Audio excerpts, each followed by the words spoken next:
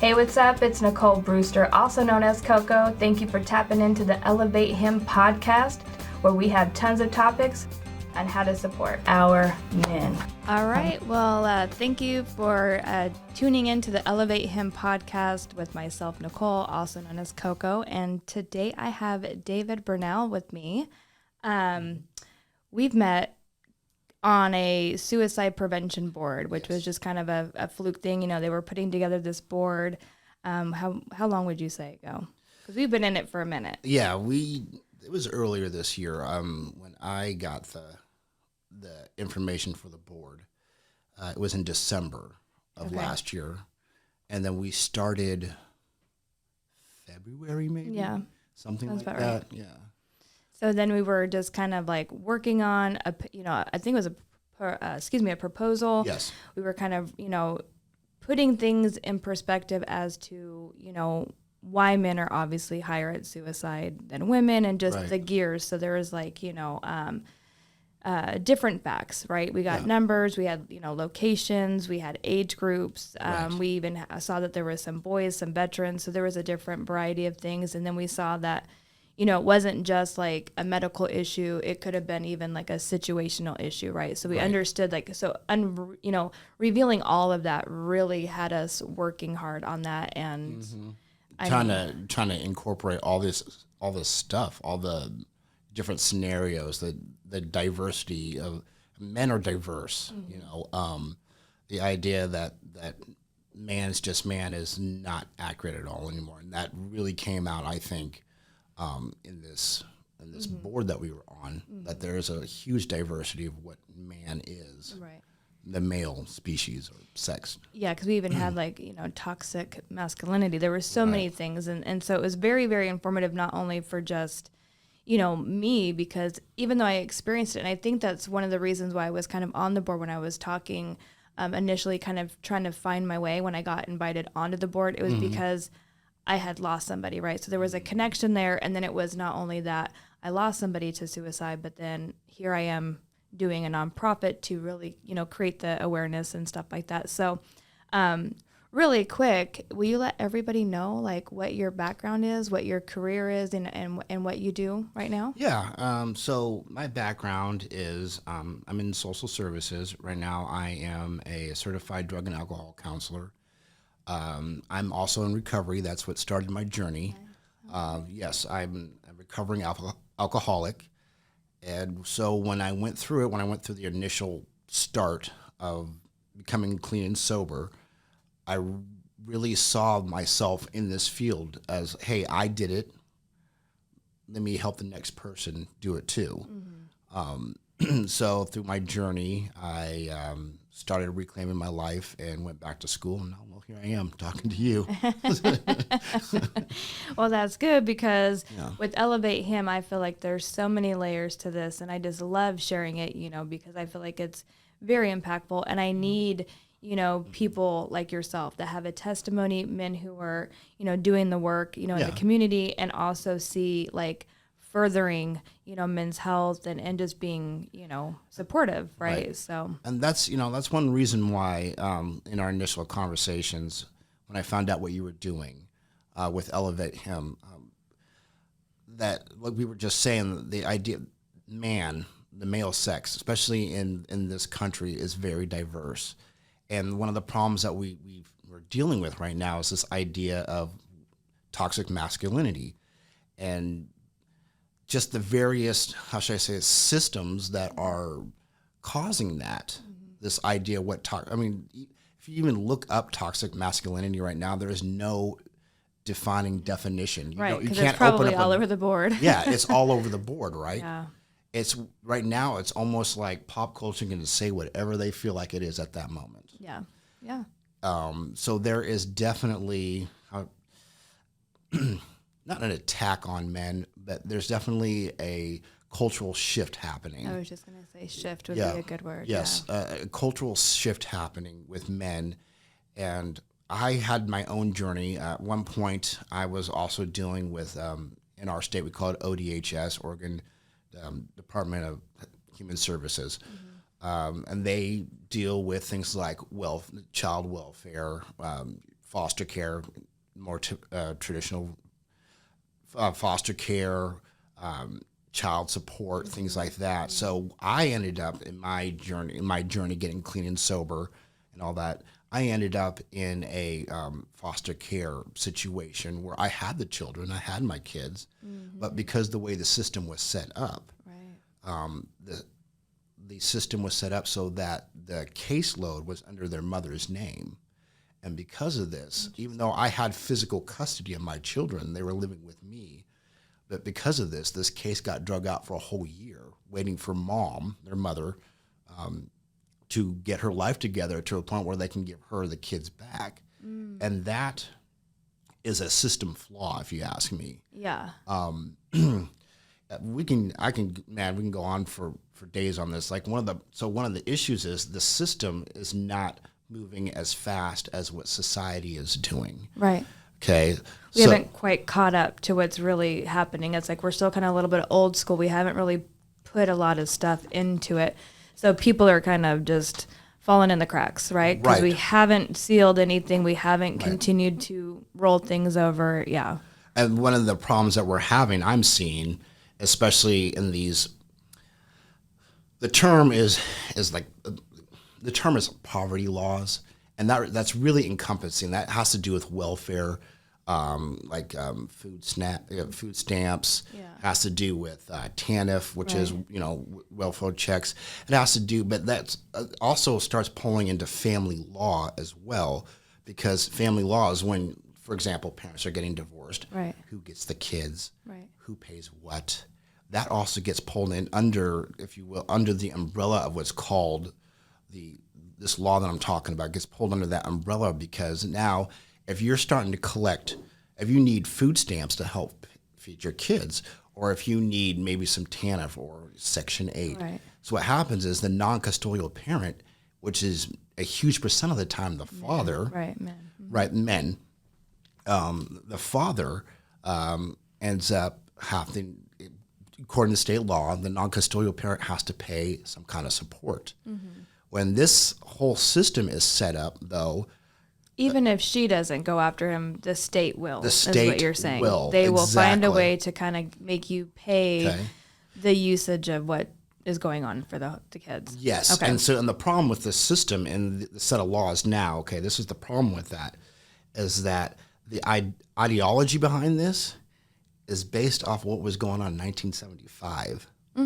So if you think about it, that's 45 years, something like that, right? We're still dealing with the old news. Yes. And so nothing's been created, you feel like, for men to, why can't it be like split down the middle, right? If anything, if both parents are good parents and you're going through a divorce, technically DNA says it's half of her, it's half of you, right? So you should see that it should be pretty cut and dry, especially if you both have jobs. You can financially support the kids, on your own time, that you can meet the kids' needs, like sports and different things that might come up.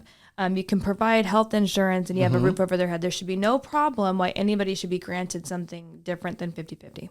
Right. Right. Right. Exactly. But unfortunately, in some cases, like we've talked, because you are on the Father's Advisory Board, That's correct. Yeah. So that kind of like, did that kind of motivate you to get on that board as well? Yes. Oh, absolutely. To kind of be advocating for that board? Yes. Okay. Yeah. Well, so, one of the problems is, this is just another angle at what we're talking about. Okay. So substance abuse, right? Yeah. So in this county, there are, what is the number? There are 70 something beds, residential beds for mothers with children. There's 70 something beds or something like that. I cannot remember the exact number for mothers with children. So a mother who needs residential drug and alcohol treatment can go into a residential facility and get treatment, but she can bring her kids with her. Right. Okay. Right. There's 70 some odd. I cannot think of the exact number. Okay. In this county, there are 2 for men. Well, what are the likelihoods that you yourself, like you said, you got your kids, right? So you've been there. So let's just say something happens to you. You got the kids, you need to go to a shelter, and nothing's available. Right, and that's the issue. So these aren't 2 beds. So you're bringing even a better point. These aren't 2 beds specifically for men. These are 2 beds that are available to men if they're open. Oh, okay. So it's not even like these are exclusively Men, right beds. No, those are right. possible. So with your line of work, and you see a lot of obviously addiction and alcohol and stuff like that and whatnot. And I know we can't go into too deep because of clients and confidentiality, right? But when you see your clients, do you have an idea, like, is there more men or women? So or do you have kind of like a pretty easy like workload of both? my workload is primarily men. I do have some women on my workload. The issue is that these men are dealing with this system that we've been talking about that is specifically geared towards women. And now that things are shifting, they're having a harder time finding resources or a harder time finding things that are required of them. A young man will go, he gets caught up, he gets arrested for whatever reason. He gets in front of a judge. The judge says, "Okay, I see you need to do this, that, and the other thing, and you accomplish these tasks that I've set out for you. I will let you off probation." Yeah. Okay. Issue is the systems that we're working under right now are geared specifically more towards women, and people can argue with me all they want, but these are facts that now this young man has to navigate his way through a system that's specifically for women. Right. Or geared. So that's like a double whammy, if you will. So Yes. not only are you, you did the whatever it was, right, that landed you in a courtroom. Yes. Okay. So that thing right there to me is just, you got to take accountability, right? And I think just ownership, accountability. So that's first step. Well, like you said, when you're in front of a judge, now you have all these requirements, right? These expectations of what you got to do. Right. But then we're going to put you in the system. We're going to put you out there to try to figure it out and make it work. Mm-hmm. But how do you do that without the resources being available to navigate you through what you need to accomplish to not do probation or get your kids, or to just even be anywhere really in life being successful? Because it just seems like there's that kind of, that flex there, right? So there's like these guys that are supposed to do all these things and expectations. You need to be a provider, a leader, all this stuff. But where do they go to like get charged? Where do they go to get information? Where do they go to actually be that? Right. What and resources? that feeds into toxic masculinity, because now a man who clearly needs help under the weight of this system, for whatever reason why he's in it, for whatever reason. But now he's in the system, right? Yeah. And he has the weight on him. But a man is not supposed to ask for help. A man needs to be emotionally callous. He can't show vulnerability. I need help. I don't know how to do this, Your Honor. Yeah. Because showing vulnerability is a sign of femininity, if Or you will, weakness, or weakness, which is so crazy to me. You understand what I'm saying? Right. Yeah. So the system, in my opinion, this is just my opinion. I'm not a professional on this, but my opinion is the system is contributing to this idea of what toxic masculinity is. Do you think it's because we're in a society that wants to keep houses broken? That is an amazing question. Like, I just thought of that question. No, that is actually... Because as we're sitting here, like, pulling it apart, it's like, yeah, exactly, But it's like, maybe that's what it's intended for, Because if you can make it with that person, great, right? Nobody gets involved. Right. It's not until the state has to get involved that they're just going to make your life a living hell. Well, they're going to pick you apart to keep you apart. Exactly, right. Right. And see, and this is one of those things about welfare, is that it feeds upon itself. Okay, so typical, let's say young mother, and I'm going to use a young mother for this part. A young mother, she needs help. She got pregnant. She needs some help for whatever reason. She's getting food stamps, maybe some TANF to help with rent, and a few some WIC, stuff like that. Okay. Now she finally gets to a point where she's able to get a job. It's not a great job, but it's a job. Yeah. It's something that helped bring some cash in, right? So she gets a job at some local fast food restaurant, which is amazing. That's a great accomplishment. But now you're working at this job that's only going to pay you part-time. It's going to pay you minimum wage, and preferably below that, maybe even federal minimum wage, not state minimum wage. Okay, Yeah. you understand what I'm saying? Yeah. Okay, so what happens is now she goes back to her caseworker at the welfare office, and she says, "Hey, I got a job. I only work 20 hours a week, and I'm only making $8 an hour." Okay, but now the caseworker goes into her computer and enters all this information, and suddenly her food stamps get cut in half. Suddenly her rent gets cut in half, or her rent goes up by 20%. Right. And so Because now they're adjusting the income in they're there. adjusting the taking the break income, off, but yeah. all she's doing is bringing in an extra $400 a month. Yeah. But suddenly now she's wondering how she's going to feed her kids because now she doesn't have the food stamps that she's expected to have. Everything got reduced. Everything got reduced. Rent went up. You understand what I'm saying? Yeah. So what happens?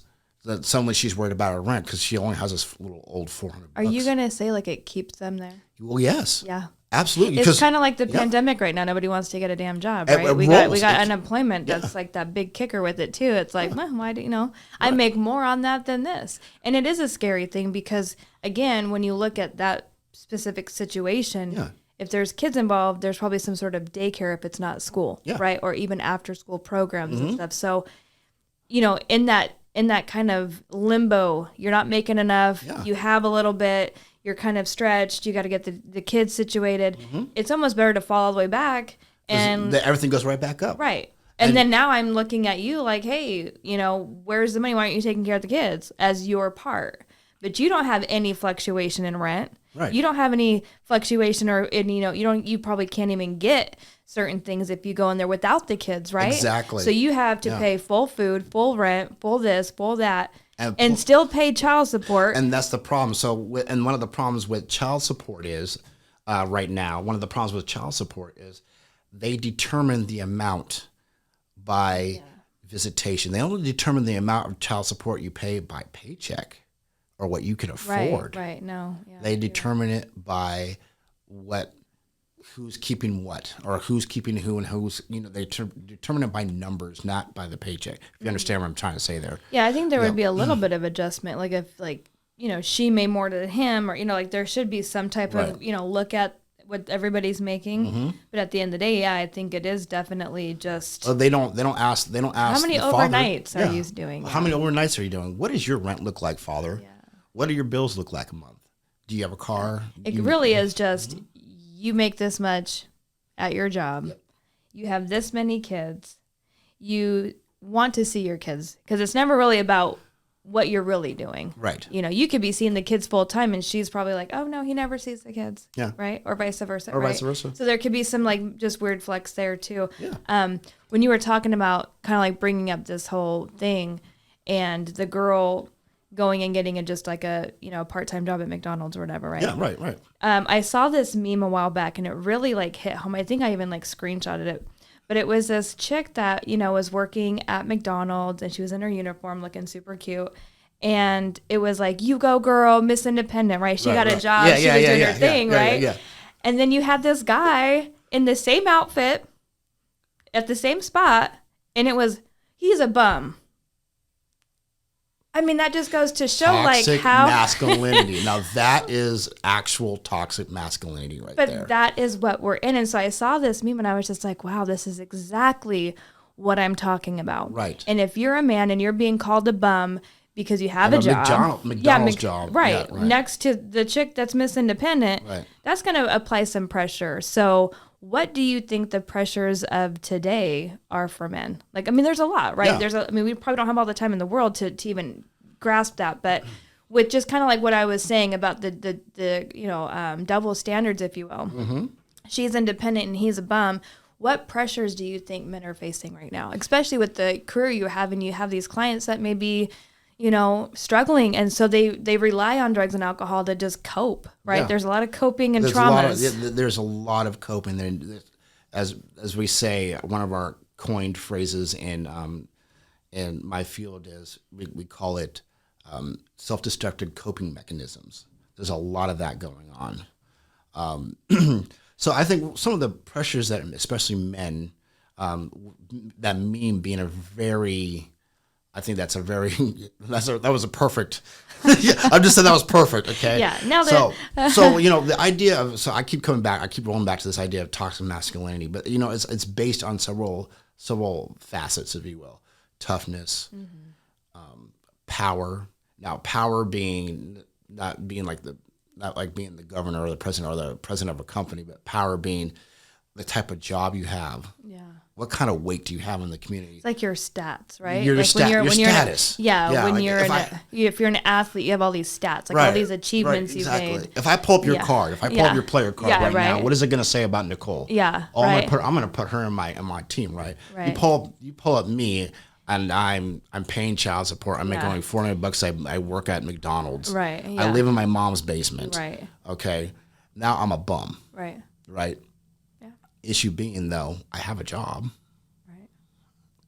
It's a job. You're taking care of your kids. So there's a lot of positive, but I think, we are a society, like I said, that's trying to continuously divide. Right. They're not really providing the equal amount of support, which is funny because I say this before. It's like, we all scream equality. I want equality, but it's not equality unless it benefits me. Right. Exactly. Yeah. And it's like, wait a minute. If you want equality, that means equal. Yeah. You, me, whatever it is, it's across the board. Right. So when we have these conversations, we shouldn't be still in a place, like you said earlier, where we're battling something from 40-something years ago. We should be at a place of equality. So if I get the same, you get the same. Now, again, I've said this before, like in many podcasts before, because I'm a woman and I've seen the come up. I've seen the change. We've had to push it because a lot of men have gotten lazy. A lot of men have allowed us to do it. Absolutely. A lot of guys stopped standing up.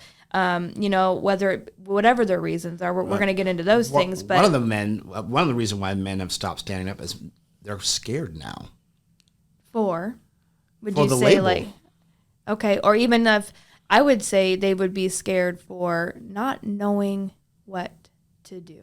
Exactly. They don't know. It's like, I'm damned if I do, damned if I don't. Exactly. Right. They're caught in that, and they're caught in that thing where. So do nothing. It's safe. It's safe. It's a safe thing. Yeah. And that is costing us. That's costing men, I should say. It's costing women too, because we are having to take on a pretty big load when it comes to lifestyle, family, holding things down. A lot more women are getting education. Right. We're out here really putting our best forward, and the last thing you want to do is have some guy come in and tear that apart. So we need to make sure that he's getting the help, though. So let's think about that piece of it. If he was being elevated and had the support, absolutely, what would happen? Yes, you definitely want. If you're building a life for yourself, you're holding your own. You have what you want going on, what you need in your life going on. Yeah. And you invite a man into it. You want to make sure that he's healthy, right, for you. You want to make sure that he's going to compliment you and not just step all over you, right? You don't want him just to step in and say, okay, I'm taking over now. Right. Right? Yeah. And that just feeds into the whole idea of, well, if you want a man to be healthy, give him the resources he needs to get mental health. Right. Give him the resources he needs to be comfortable with himself. Allow him to show vulnerability. Allow him to show emotion. Allow him to cry. Right. If do you think men would? When we were out doing our little ambush, the beginning of the week, which was super cool. I don't want to ruin it for anybody, just because that'll come. But one of the scenarios is you look at these conversations and you're seeing that men are saying that exact same thing. But if it came down to it, one of the girls we had talked to, she was like, I want him to show emotion. I want him to come to me. So there are women out there that are really promoting, please talk to me, let me in, how can I help? Right. But you still want to be tough guy. Yeah. And so, like, closed mouths don't get fed. And I've said that a billion times. So it's like, how can men break through their own stigma? And that's amazing that you asked that, because one of the problems is a lot of people, like in my generation, generations prior, I don't think my sons will have that problem. Yeah. From the way I'm raising them. I know right my now. son won't. Yeah, exactly. Mm-hmm. Exactly, right. But I wasn't raised that way.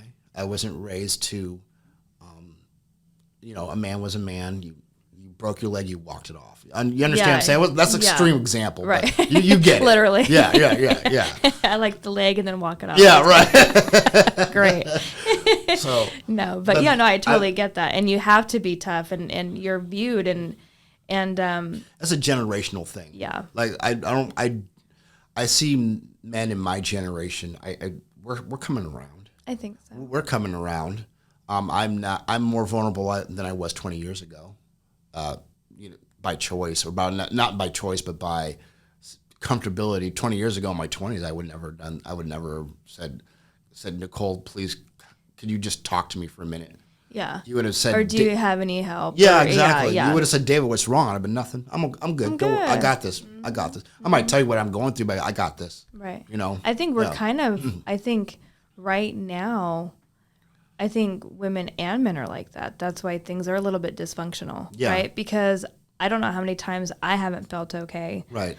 And, it's just maybe a conversation. Someone's like, hey, what's up? Something's wrong. They can hear it in the voice. Or, if you're actually meeting up, then it's like, hey, you good? And I think even women are like, yeah, good. Got it.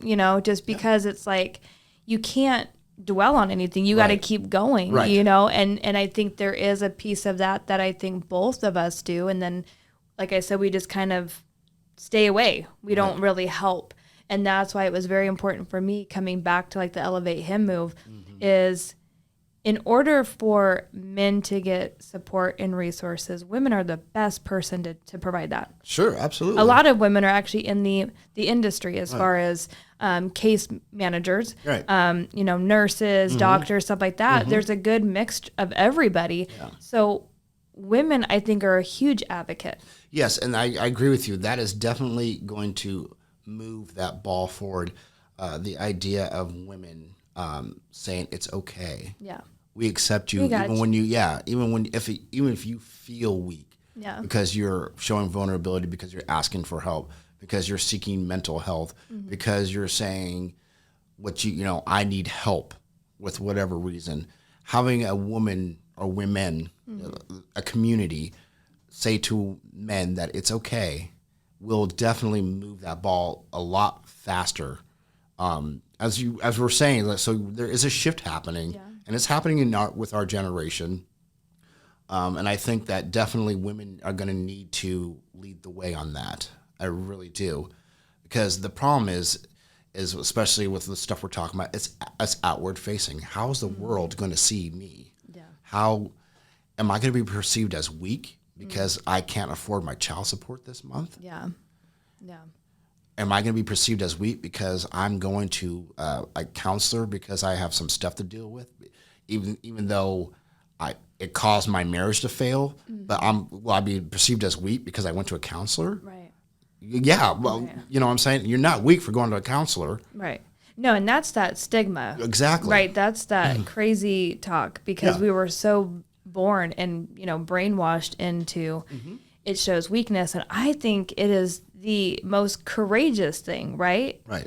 I think anybody becoming a leader or standing above or doing what's right, that takes courage. Right. So if you were to stand up for a stranger who is getting beat on the side of the road and you're taking your chances, hey, I'm going to come in here, I'm going to fix this, or I'm going to help, you would have no problem doing that. A lot of people wouldn't. They'd get in the business and they would, be a part of that, not knowing if you're going to get stabbed, shot, whatever. Right. But we don't do it for ourselves. We don't do it for ourselves, exactly. Like, who saves you? Yeah.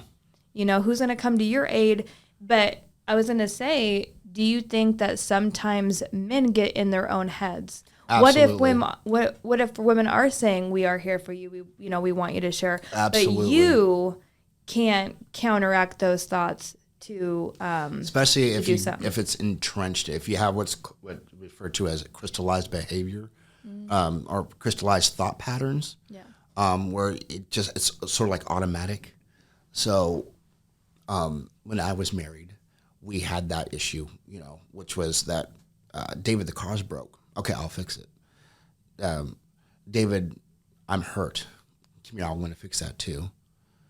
I was so busy outward facing, fixing it, fixing that when I needed help, I was too scared to ask for it. Yeah, because my job was the provider. My job was to be the one that everybody looked up to and depended on. Now, I'm not saying that would have saved my marriage. I've been it definitely moving forward in my life now that I've had that paradigm shift, that realization that, hey, self-care for men is a real thing too. Absolutely. You understand what I'm saying? Yeah. It has definitely made me a lot healthier mentally and emotionally. But there's work to be done because in our society, it's always the man's job. Okay. I mean, you look at, well, for example, child support, right? It's a punitive system to men. And what I mean by that is if a man doesn't pay his child support, he goes to jail. Yeah. And here's the snowball. And then here's the snowball effect. Here's the circle. Right. He goes to jail. He loses his job because in the state of Oregon, when somebody goes to jail for something like child support, it's called a voluntary, voluntary incarceration. Because it's almost like saying he chose not to. Exactly. So he did it to himself. He did it to himself. Okay. But the problem is he might not have got all the hours at work that month because he got struggling to sick. make everything else. He couldn't do X, Y, Z, right? Right. And so he gets penalized, right? He goes to jail for a week. He gets let out. He has no job. So what happens after that? He goes back to jail because he has no job. You understand what I'm saying? Yeah. So why? And then when he's in jail and no job, now he's not even spending time with the kids, which is the most important thing, right? Exactly. Isn't that supposed to be like the key? Yes. I remember when I was going through my divorce, like I was forewarned, this judge does not want to hear any bullshit. It's literally it can't be what he did and what you did. Right. Or we need to talk about the kids. What's the plan for them? The kids. And how are we going to keep them healthy and safe? And so I think a lot of people need to kind of be educated going into a battle like that. Don't talk about what your feelings are. Yeah, don't talk about what she did or what he did. The or neener like type thing, because that's right. just going to get nowhere. It's about the kids. But the funny thing is like you said, when you gear it back to men, if they slip up, that whole cycle, that whole thing that you just did leads them without their kids. Exactly, because now he's Like in jail. now he can't even spend time with them, which is the whole point. And now he's a bum because he's Yeah. got to go work at McDonald's because, you understand what I'm saying? Yeah, this is the circle of like, not even life. This isn't fair. And that's the system I'm talking about. So with that idea, so the problem with like welfare is it's punitive towards men, right? Which is, in my opinion, contributing to toxic masculinity. We need to have a shift where if, for example, that child support shouldn't be punitive. It should be supportive. Hey, child support worker, I can't afford my check this month because I was out sick for a week. Yeah. So what can we do? We can adjust. We can by adjust. month. What can we do to help you? Do you need a better paying job? Do you need to go to a doctor? You understand what I'm saying? Things like child support shouldn't be punitive. Yeah. You know, we're going to take away your driver's license because you're not paying. That was an issue How am I had. going to go pick up the kids next week when it's my weekend? Yeah. Or, you know, if you Again, I don't drive think there's for work. Yeah, it's a crazy setup because it really, again, goes back to leading the man to this rabbit hole. Right. Now, I'm going to say, because my experience is kind of the opposite. Yeah, right, the opposite end. Right. Yeah, you know, yeah, you got absolutely, these yeah. guys out here that are hustling and bustling and doing everything they can to be with their kids. I mean, that is awesome. I love that. I see it all the time. I know a lot of amazing fathers. But there have been some men out there, you know, with women having kids and play no attention to the kids, play no part in helping, play no they could really care less. And if they go into these systems, you know, such as child support, oh, the woos me plays out. Right. Oh, I lost my job. But they really aren't looking, you know. So there are those guys too that really just fall and lax, and they don't care if the state, you know, takes care of the kids. At least somebody's taking care of the kids. So, I mean, again, and that's where do you think the line should be drawn on that? Because you do have, you know, bad guys and you have good guys, and we have good women and bad women. So where do we draw that line? I think it's probably got to be, for my opinion, just facts. Yeah. Right? If you show up and you give me your credentials, David, you're a pretty good guy. Right. Your kids love you. You seem pretty active. Right. Here you go, half. Right? Yeah, right. 50%. She does the same thing. Here's my credentials, half. Yeah. But if you're like, hey, where's your credentials? And you ain't got nothing going for yourself. Yeah. Then it's a wrap. Then that should be some of those, and that's what slap on the hands. And that's what I'm talking about. So the system should be like, hey, okay, you look at this guy. Okay, all right, this dude is a bum, right? He's not got nothing going for himself. Mom gets the kids. But what can we do to get this man lifted up? What can we do? How can we get him elevated? How can we elevate him? That is such a good word. I love that word. That's one of my favorite words. Yeah, you're rocking the sweater. I'm rocking the sweater. Perfect. So, how can we elevate him? Elevate him. Right? And the thing about that is you elevate him, give him the tools he needs, and suddenly he's not a bum no more. Suddenly he's taking care of his kids. He's meeting his requirements. Maybe things have to be adjusted, right? Maybe it's not going to be like he has a house and a car and a yard with a pool, but at least he's involved with the kids. Right. At least he's financially helping now. Elevate him. Right now the system is punitive. We need to shift that. You know what I mean? We need to shift that. They're always, no matter what happens, no matter what we do with there's always going to be the bums. There's always going to be those people. There's always going to be the rotten ones, right? We got but that. if we continue in the system that we're in now, those who want to, that have the heart and the desire, are still going to be mixed up and penalized if they can't do it right then. And then the snowball effect happens where they just can't get out of it. And it takes them years. And then in order for them to cope, with all of those no's, no. I mean, nobody wants to hear no, right? Right. It's awful, because you're out here trying to get some yeses and make some moves and to be successful in life. So when you get these no's, now I just want to drink. Yeah. Now I just want to do drugs. Yeah. Now screw it. My kids don't want nothing to do with me anyway, or I can't see them anyway. So cool. And that's the other piece of falling back. That's the other piece that the rabbit hole will suck you dry from. Suck you in. Yeah. It will suck you in. And that's what, so I went through a little period of that rabbit hole. So I went to rehab. Okay. At the time I was paying close to $2,000 a month in everything that was required of me, child support, spousal support. And I was required to pay certain things, like parts of, half of, like school clothes, things like that. I was required to, on top of everything else I was paying. So it was close to, if not over, $2,000 a month. I don't remember the exact amount, but it was pretty hefty for me. So at the time, I'm going through this divorce, which is an emotional thing for me. Right. You got emotions. I got emotions, right? But I'm being treated like a number, a case number. How much is dad going to pay is pretty much what it came down to. Right. Oh, you make this much a month, you can afford that. Well, dad still got to live. I still have to have a roof over my head. If you expect me to pay this amount and keep the kids on the weekend, where are they going to stay? Where are they going to stay? Right. So this is what happened to me. I'm just using, this is the reason why I'm doing what I'm doing now. Okay. Yeah. So I experienced this system where they're telling me, this is what we expect of you. We don't care how you do it. We don't care what happens to you. Okay. So you worked a 60-hour week just so you can pay your requirements to your ex-wife and your children, and so you can pay your rent. But now we expect you to keep the kids on the weekend too. So Monday to Friday, I'm waking up at 3:00 in the morning, working until 6. Okay, from Monday to Friday, and then Friday evening I got to get my kids for the weekend. You understand what I'm saying? Yeah. And what happened for me was I started drinking really heavily. Because that was your pressure negative points are getting coping mechanism. Yeah, that was my negative coping mechanism. And what ended up happening after that was I ended up going to rehab for alcohol. When I got out of rehab, the system kept working. Right, it didn't go on pause. It's not, and I understand that.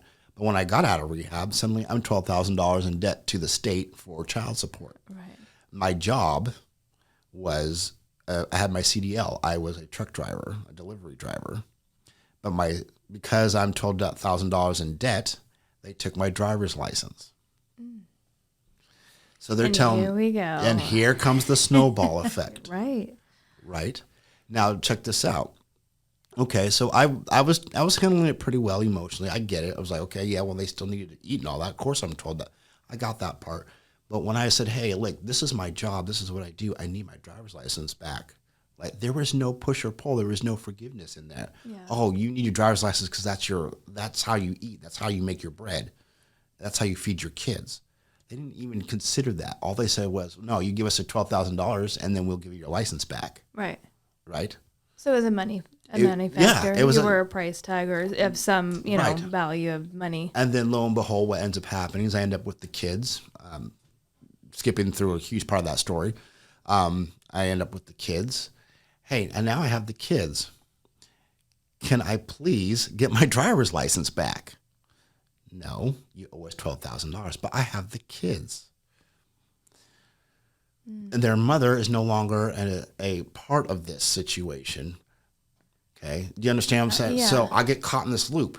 And where now you have the kids I that have you're the kids providing. that I'm providing for, but at the same time, they're expecting me to take care of my children, which I understand because I physically have them now, but they want me to pay the child support that's still owed on top of that while going through a CPS case for their mother. Okay. That's what brought me here to this table today. That's why I'm here now, because the system is not geared for men. Period. But they're, through a series of luck, a lot of help, destiny, whatever you want to call it, I got out of that. I got out of that whole system in 2 years. My child support is paid off. I have all my kids. I'm now a certified drug and alcohol counselor and all that. But I had a lot of help along the way, and that's why one reason why I brought you into the father advisory board. Yeah. What you're doing, to elevate him. We need more of that, and you're starting to see that. That stuff is starting to pop up here and there. Elevate him, the father's advisory board. People are starting to see that the system is not working for men. There's a reason why it's men, right? In suicide, the numbers is men, and then the far distant second, I believe, it's like the numbers is over. It's a huge distance second between men's suicide and the next category in the group. And one of the problems is the system that we have to work in. I understand that in 1975 we had some issues, right? Men were abandoning their kids and getting away with it, Right. and not having to pay anything, which is why I brought in the whole modern woman movement. Yeah. Burn your bra, and women Hey, are I am strong. woman, hear me roar, hear right? me roar. Yeah. Give me equal pay. Yeah. Amazing, yes. Because Yes. at that point, the At that time. responsibility was becoming all of ours. Yes. Especially when you start to see the divorce rates kind of skyrocketing, right? So women are doing a lot more things they needed, especially like you said, if the father was choosing to be gone and not be, an advocate, he was just kind of falling by the wayside. Well, she had no choice but to get go to on all work. these things Yeah. or get jobs, more than one, pay daycare or have the oldest watch the youngest. I mean, there's a lot of There's all that, crazy yeah. chaos going on. So there's a lot of animosity that has kind of blown from that, right? I mean, you shake up a pop can, you open it up, And boom. boom, there it goes. It explodes. Yeah. So you got these women that have had to really hold things down. Right. And so nobody wanted to give credit Right. where it wasn't due. Right. But I still, even as a woman, and I can say this because I've been through those situations, I still don't think the system is fair. It's not. And when we talk about, again, like the equality and playing fair, we can fight. Right. I was raised this way. Right. I mean, not all the time that I had to buy because I was a little rough. Right. Right? You threw down. I threw down. But the idea is you can fight, just fight fair. Right. And that's exactly, and so that's that's the problem with the system now. It got set up to address what was going on At that 45 years Yeah. ago. Right. We need to have a shift now. More men are starting to stay home. More men are being the care providers of the children. More men. I see a lot more men really stepping up and advocating And for being them. single And I want to parents. see my kids. Yeah. I mean, I've gotten emails, a lot when I started this whole thing, saying I need resources because I'm about to lose my kids because she's going to walk out and take them. Or, it could be something like, I want my kids, but she won't. Now she's withholding me, not the court. Right, right. And the thing is, the court will back her up on it. Right. Yeah. She's being some type of way because I moved on with myself or whatever the case. Whatever So the again, case, those yeah. personal things come into play. Right. And so, but it's really sad because these men are like, I need I need that push because I want to fight for my kids. And isn't that what she wants me to do? She wants me to fight for them. Right. She doesn't want me to fight her for them. Right. And so there, again, we have to fight fair. And so, I've seen it. And I think it's great that men have kind of brought some of that to the forefront and said, hey, I want to be active in my kids' life. Some women, I've heard conversations, just because I'm social, you get women that say, oh, he picked up the kids, but he only gave me $500 this month. And whoop, whoop, whoop. And I'm thinking, well, at least he picked up the kids and gave you $500 a month because I got zero time and zero money. Yeah, right, exactly. So who are you talking to? So again, we kind of pick and choose what we want to argue about. We're not fighting about facts and we're not giving fairity. So I think, it's got to be something. It's got to be, Yeah. I don't know if it's case by case. I don't know. Because it seems that the system has this one size fits all kind of attitude. Like all they got to do to individualize the case is to crunch a few numbers and okay, all right, Dad, this is what you owe. Okay, whereas like you were saying, there's got to be something where like maybe you just look at his stats. Like, hey, he's getting these kids every weekend. Hey, we can do 50-50. Yeah, there's going to be some bickering and. You're divorced. Obviously, there's going to be. What if they set up like a trial run? You know how like you always can sign up for a membership and you get like 30 days, of just, and then you can like unsubscribe, if you will. What if they had a system where you could do like a let's just see how this will work type thing. Let's give them 50-50 and see how it works. Right. Because you might be surprised. Yeah. You give him 50-50 off the jump and he does amazing. Right. She does amazing. They're doing great in life. And you might be surprised. I'm telling you, when I went through my divorce, the people in my personal life probably thought I couldn't be a single parent. Here I am 4 years with my kids by myself. Right. I'm just making a point here. Right. It's not about me.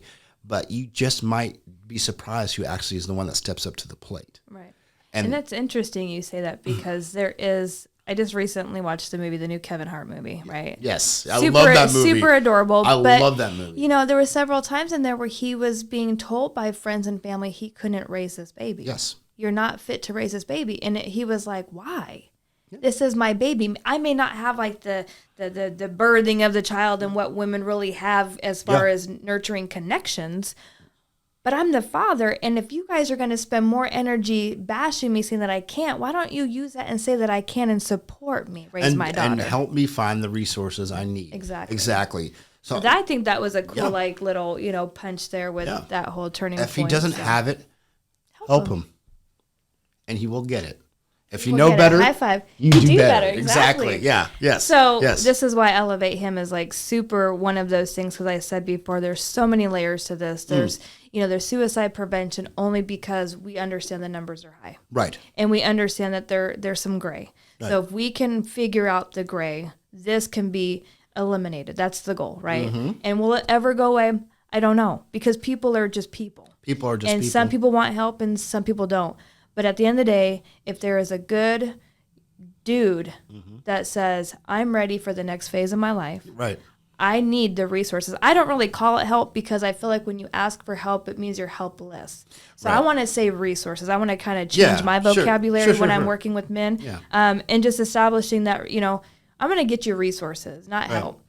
Because the help has to start with you. And that's a great approach, especially with right now. With men. Everybody's a little sensitive. It sounds a little more masculine. Yeah. I want to give you resources. I'm not here to give you help. Right. Because the help, like I said, I think it's really, the action behind what's going to happen. Right. I can say, here's all this stuff, and if you don't pick it up and work with it, then it does nothing. Right. But if I give you these resources and you thumb through them and you realize, okay, I need quite a bit of this stuff, and you put that momentum. Oh, I could use that. Absolutely. Yeah. You're going to succeed, I guarantee. Yeah. So you will elevate yourself through the Elevate Him, program and stuff like that. And I'm excited. I think there's a lot of change to be made, and I think, it's only good.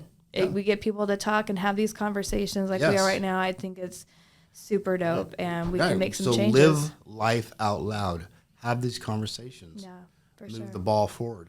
Everything starts with a conversation. It starts with a thought, right? And then you speak that thought. And before you know it, you're having a conversation. Everything starts with a conversation. Yeah. Absolutely. Well, I'm so excited that you came here to have a conversation with me. It's Me always too. a pleasure. I mean, we're on these boards together, so Yeah. we do get a chance to kind of, chime in. You've became a friend in all of that Yeah, too. absolutely, yeah. You're obviously supporting the brand and, Yeah. and you're standing behind it. Because I love yeah. what you're doing. We need more resources geared towards men. Yeah. We'll get it done. Yeah. For sure. Thank you. So I appreciate your time, and we'll have more conversations. I hope Have so. you come back a few more times. Okay. But definitely love it. So again, thank you everybody for tapping in with Elevate Him podcast. I'm Nickole. This is David, and we're out. Yeah. Hey, what's up? It's Nickole Brewster, also known as Coco. Thank you for tapping into the Elevate Him podcast. Until next time.